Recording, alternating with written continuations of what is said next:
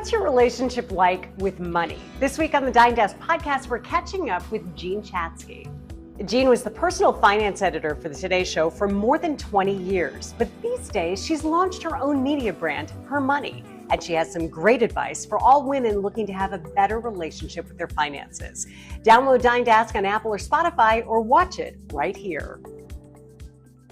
So one of the things, having watched you for so many years, that I think is really interesting about you is that you were side hustling before people were talking about side hustling.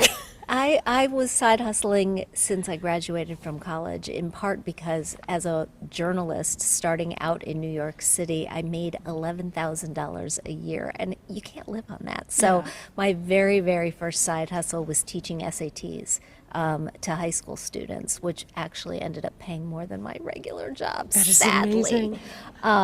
But yeah, I have had multiple income streams for a very long time, in part because when you're a working journalist, you can also write for other publications. I ended up doing some consulting, and the Today Show opened a lot of doors for me to write books and give speeches and appear on other shows. I think it's so interesting, though, that you didn't start off saying, I want to be a financial journalist. Oh, no. At I was all, an right? English major. So and where did that connection come from?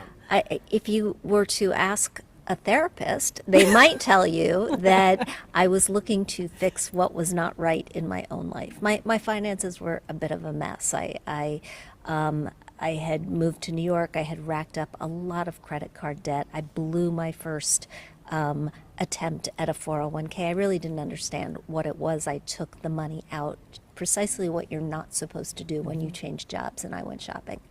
And then I got a job writing and reporting about personal finance, and I started learning about the right things to do and started doing those things and then telling other people how to do those things. Isn't it interesting how many people needed to learn that, too? Well, we're not taught it in school. I mean, the pandemic actually gave us a gift in that finally more states are requiring personal finance education for high school graduation. But the number has been stuck in the low double digits for a very, very long time. And so it's been up to parents, up to individuals to learn these life skills on their own. And although they're not rocket science, they're also not they're not the sort of thing that you just pick up. You worked on the Today Show for so many years, doing a variety of different things. What was the impetus to finally take all those little things you were doing, different jobs you were doing, and do them for yourself? Because you were very much an entrepreneur, but then you became an entrepreneur. I turned 40, got divorced, lost my father, and got fired, not from the Today Show, but from my magazine job in the very same year. Wow. Yeah, it was not a lot of fun. That's quite a bingo year. card. Yeah.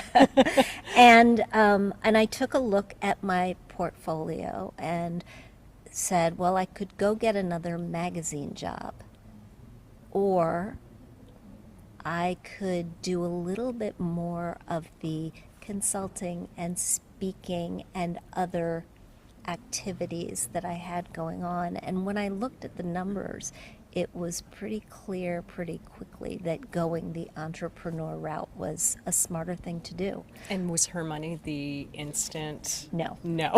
Her Money was not. Her Money, it took a while to get to Her Money.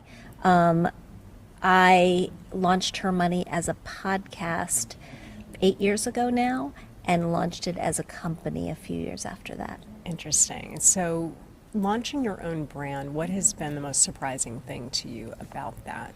Because I think we see a lot of people who are maybe very early in their careers who have a brand but haven't got a long track record behind them. You have the flip of it, which to me sounds like an awesome combination. The most surprising and the most heartening thing has been the community that we've been able to create with Her Money. Part of what we do in addition to creating podcasts and content is coaching.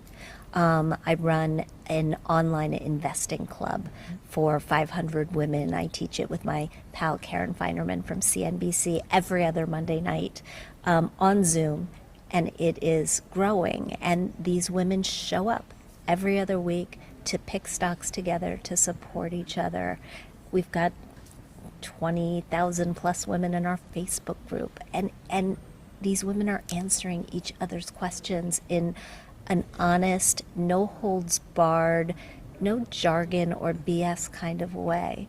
And so I'm just delighted that what we've been able to create is a safe space where women feel that they can learn about money. Why do you think we still feel like that? Because it's interesting that it takes a certain environment to feel comfortable talking about. What is it about money?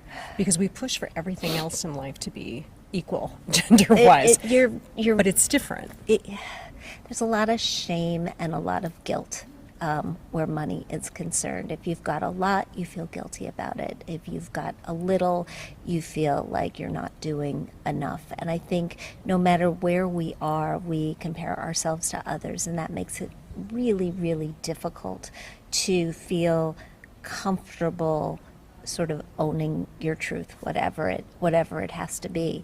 I launched Her Money specifically for women because when I go out and I give talks, and I'm in a group of all women, the questions just flow so much faster. We want to share. We want to tell our stories. And sometimes in groups of men and women, that doesn't happen as easily. And it is interesting because this knowledge is more important than ever because we have a generational shift that's about to happen. And for once, the news is good for women. Yeah, right. And It's not just that women are poised to inherit the lion's share of the intergenerational wealth transfer. When you look at educational trends, women are getting more college degrees than men, more graduate degrees than men. We're starting businesses at the same rate as men. I mean, a lot of things have sort of shifted in our direction. Well, thank you so much. Appreciate your time. My pleasure. And I really encourage everybody to check out the podcast especially. It's been just phenomenal to be able to, it's very digestible. You can listen to short episodes or longer episodes, but there's always a little something else to learn. Thank you. And I love that you're still learning about it too. I love the reporting part is my favorite part. I'm Deirdre Fitzpatrick, morning news anchor and host of Dying to Ask. My guest wrote the book, launched the product, won the race, or cracked the ultimate life hack to live bigger by living smarter. This opened up a door, and things will never be the same again. One thing I've learned is that you have to think it before you can do it. Join me for the podcast that pulls back the curtain on the people who turn big dreams into real life success. Isn't that an awesome thing to be able to say about any career? Subscribe to Dying to Ask wherever you listen to podcasts.